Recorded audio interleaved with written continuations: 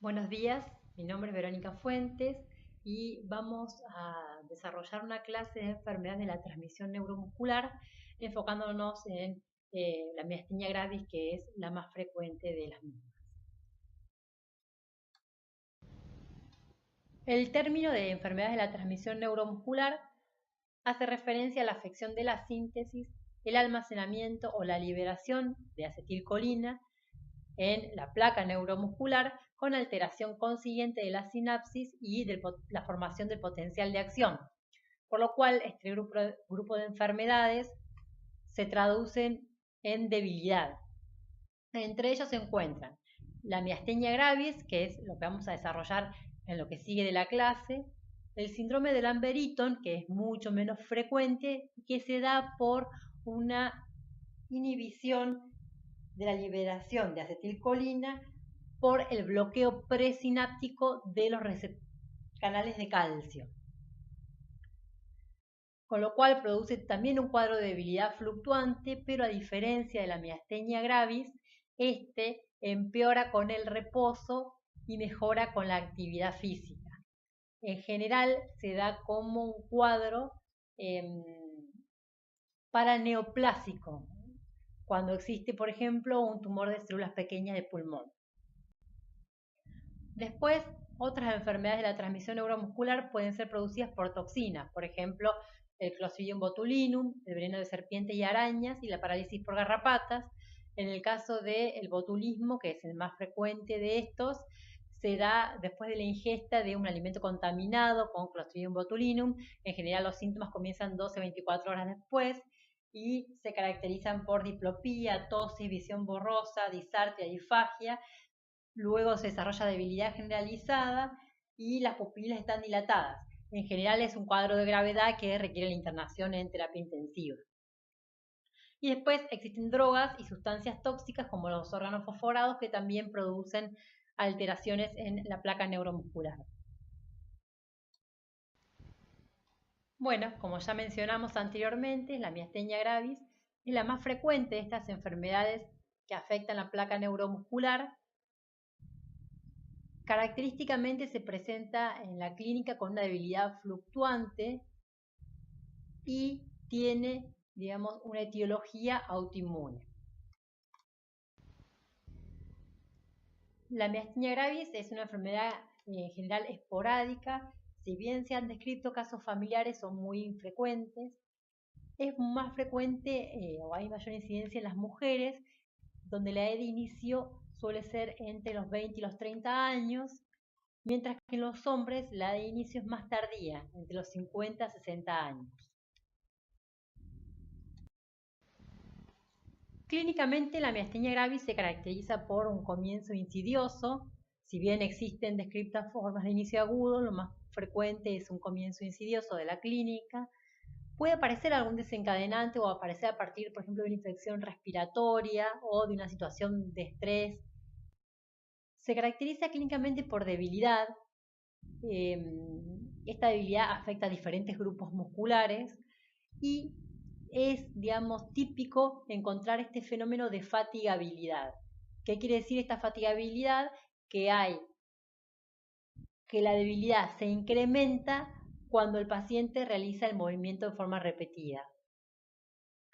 Por lo cual es muy frecuente que el paciente por la mañana se encuentre mucho mejor y a medida que transcurre el día, en el atardecer, empiece a sentir o empiece a manifestar estos síntomas de debilidad. Por esto nosotros decimos que los síntomas son fluctuantes, quiere decir que por el transcurso del día en general la sintomatología siempre se incrementa. Y los músculos más frecuentemente afectados son los músculos oculares extrínsecos, los músculos faciales, faríngeos, de la cintura escapular y pelviana. 2/3 de los pacientes comienzan la patología con la presencia de tosis palpebral y diplopía por afección de estos músculos oculares extrínsecos.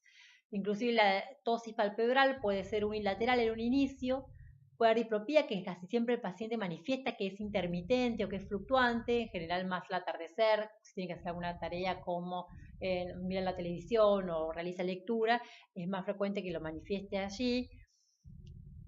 También, digamos, puede referir debilidad para el cierre de los ojos, para silbar, también para masticar y también debilidad para desarrollar tareas donde se ve involucrada la cintura escapular y pelviana, por ejemplo, peinarse, colgar la ropa, bajar o subir de un auto. Estos son los síntomas generalmente de inicio. Estos síntomas se pueden incrementar o hacer más evidentes con trastornos emocionales, con enfermedades respiratorias, sobre todo infecciones del tracto respiratorio, con hipo e hipertiroidismo durante el embarazo, en el ciclo menstrual, si el paciente utiliza o le aplican drogas que afectan la transmisión neuromuscular. Ejemplo típico de esto serían los curares, que se usan como inductores anestésicos, o por aumento de la temperatura corporal y ambiente.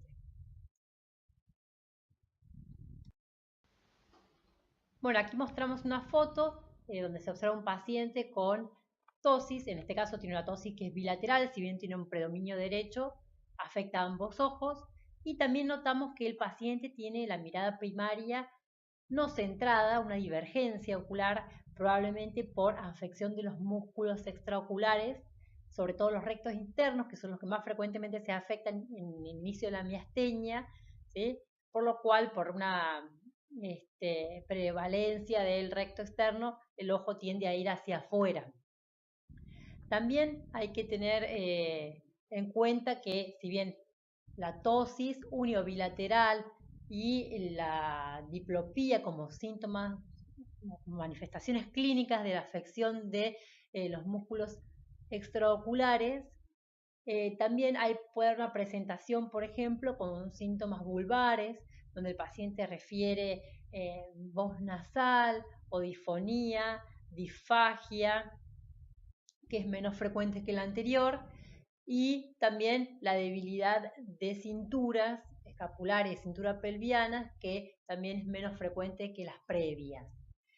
Recuerden también el paciente puede referir por debilidad de estos músculos faciales que nombrábamos antes, dificultad para masticar, para sonreír,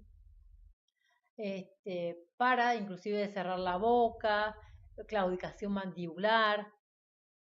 Y recuerden que todos estos síntomas siempre son fluctuantes y se incrementan con la actividad repetida de este grupo muscular. Bueno, recuerden que la miastenia gravis tiene una naturaleza progresiva. Solo 10% de los pacientes que comienzan con manifestaciones clínicas por compromiso de los músculos extraoculares quedan en una forma localizada. El restante 90% se evoluciona a formas generalizadas dentro de los 2 primeros años del inicio de los síntomas. Los primeros 2 años también son los de mayor inestabilidad y es donde el paciente tiene más riesgos de presentar una crisis miasténica. Bueno, y esta es una forma de clasificar la miastenia gravis, que se denomina clasificación de Osserman. Es una clasificación que tiene que ver con parámetros clínicos. Divide la enfermedad en 5 grupos. El primer grupo, o grupo 1, es donde hay una forma ocular pura, el compromiso ocular es aislado y tiene buen pronóstico. Esto hace referencia a un 15 o 20% de los casos. El grupo 2A es una forma generalizada leve, sin compromiso vulvar, tiene buen pronóstico y buena respuesta a fármacos, representa un 30% de los casos. El grupo 2B, una forma generalizada moderada con compromiso vulvar, sin crisis y una respuesta a fármacos menos satisfactoria y representa el 25% de los casos. El grupo 3 es la forma grave fulminante y la miastenia generalizada de inicio agudo que evoluciona en semanas o meses con compromiso vulvar grave y mayor riesgo de crisis respiratorias. La respuesta a fármacos es escasa y tiene una alta incidencia de timoma y una elevada tasa de mortalidad. Y aquí se encuentra el 15% de los casos. En el grupo 4, la forma grave tardía, hay una evolución aguda que se desarrolla tardíamente sobre una forma 1 o 2 con un pronóstico reservado porque es de alta frecuencia de presentación de crisis miasténica. y esto se observa en un 15% de los casos.